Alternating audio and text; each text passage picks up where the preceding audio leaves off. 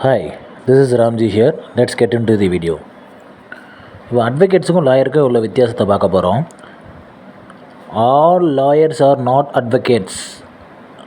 All advocates are lawyer. அதாவது எல்லா வக்கீல்களும் lawyer என்று கூறுவார்கள். ஆனால் எல்லா லாயரும் அட்வொகேட் கிடையாது. ஏன் சார் அப்படின்னா, லாயர் என்பவர் டிகிரி முடித்து கையில் வைத்திருப்பார். இவர் தான் லாயர். அவரால் போய் கோர்ட்டுக்குள்ளே போய் வாதாட முடியாது.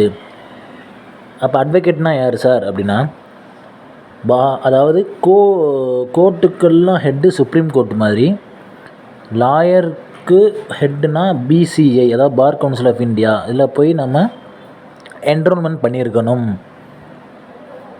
அப்படி என்ரோல்மெண்ட் பண்ணவங்க எல்லாருமே அட்வொகேட்ஸ். இப்போ ஷார்ட்டாக சொல்கிறேன். லாயர் டிகிரி முடித்து கையில் வச்சுருப்பார். அவரால் போய் வாதாட முடியாது கோர்ட்டில் போய். அட்வொகேட்ஸ் என்பவர் பார் கவுன்சிலில் போய் தன்னைத்தானே நான் ஒரு அட்வொகேட் என்று பதிந்து விட்டு அவர் கோர்ட்டுக்கு போய் வாதாடுவார்.